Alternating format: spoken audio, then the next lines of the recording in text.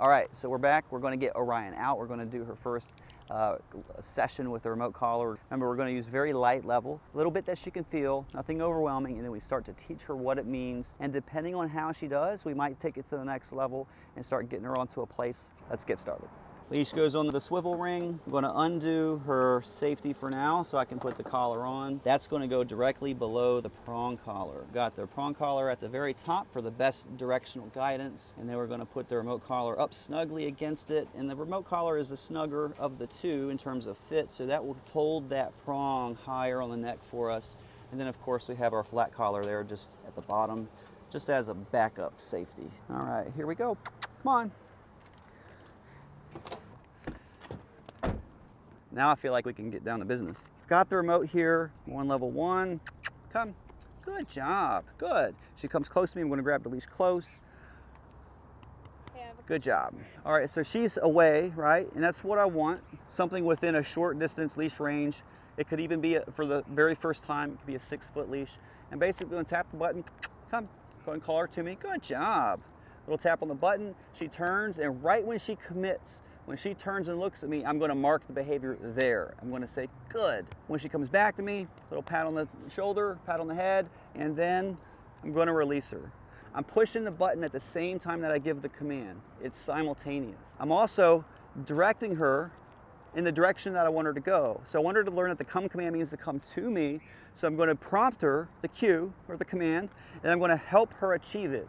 And right now, how I'm helping her achieve it is with a little bit of body language, a little bit of a technique to show her exactly what I want. So when I give the come command, I usually like to be moving away or moving into a position that's encouraging. So 2 examples. The first one would be moving away. Orion, come. I'm moving away, I'm calling her to me. Now she's starting to follow me and the leash goes loose. It's like if I said to you, hey, right this way, and I show you, natural that a person just follows better because we show the person in addition to just saying it. The other way here, she's away from me, and I'm going to move into a more encouraging position. Orion, come.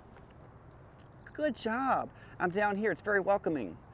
Good job. As I'm working with Orion and I'm practicing these, come. I'm going to start feeling out the level a little bit more. Now that I know she understands how to come to me after a few repetitions, there's not really too much conflict. Don't really have to guide her too much. I'm going to start dialing in the exact level I want to use. I'm going to say, Orion, come, come. There we go. And so I turned it from level 1 to level 2 on the second come command. Orion, come. There we go. That's level 3. Good job. Now what I'm looking for here is there's a few ways to tell if the dog's feeling it. Well, first off, it's similar to a TENS unit, so it stimulates the muscle a little bit, depending on where it is on the neck. Anatomically, every dog's different with the muscles, slightly. So if it's on the side, sometimes you'll see a little twitch. Sometimes it'll move the head, but not always. Maybe you have a dog where you don't see the twitch. Sometimes you'll see the dog kind of look down. They look a little confused or concerned. They look up, but usually they might sniff. They might just be a little bit unsure what just happened. That's usually if you push the button and do nothing.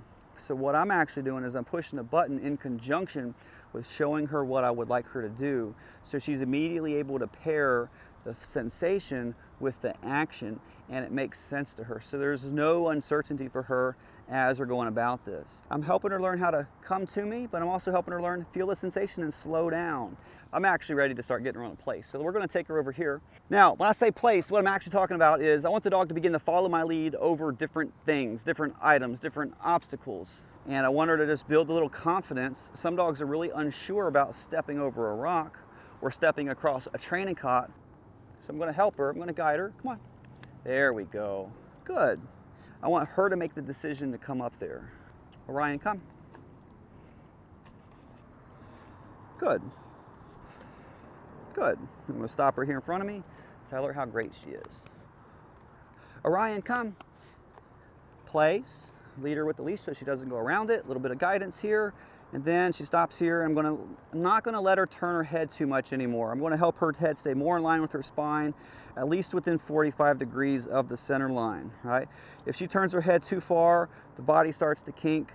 then the butt swings around. Now she's totally checked out onto the next thing. And we don't really want her to do too much scanning right now. We want her to be more in tune with us. We'll prevent a lot of the excessive movement. On the flat ground, it's a little bit more of a challenge in the beginning. That's why I did not hold her too accountable to it when we were practicing over there, but now I'm going to start to dial it in a little bit more. So you can see as we go, it's a progression. It starts off very easy, very basic. We're adding little by little. As far as the remote collar, I'm pushing the button with the come command and I'm pushing it with the place command. It's a press and release. Orion, come. Good. Grab the leash close, place, and then prevent her from turning away too much. Good job. We're going to start to move on to a little bit more challenging items, right? A little bit taller. Now it's going to become for sure place. For sure understanding of place means get on top of. Good job. Now that I've got her on top of a smaller place, and she's already begun to relax, I usually don't like to really push a dog into a sit. I want to prompt the dog, but I want the dog to be relaxed enough to fall into a sit so that they're effortlessly learning it. Place. Good job. Sit. And a little prompting here, and see if we can get her into a sit. And good. That was harder because of the slant of the rock, but check it out. Facing that way, the sit's going to be way easier.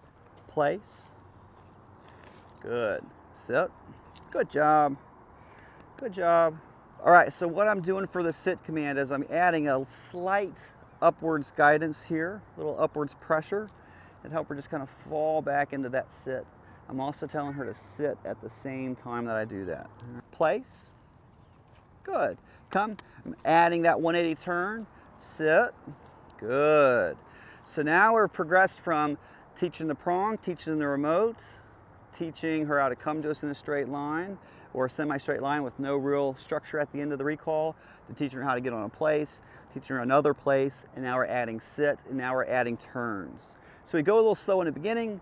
She knows she's starting to learn what this is. She's learning how to follow leash guidance a little better, and now it's all really coming together. Like there's a lot we're covering right now in the first day.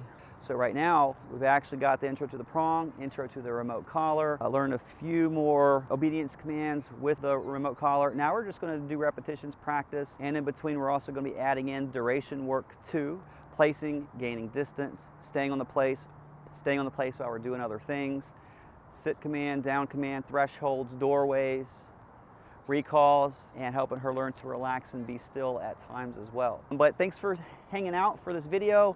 I know this is probably a little bit on the longer side, but I wanted to be a little bit thorough in helping create some clarity in how we begin to use training tools on day one with a new dog. My name is CJ Quick. This is Intelligent Canine. Thanks for being here, and thanks for hanging out with us today, and stay tuned for the next one. Go play.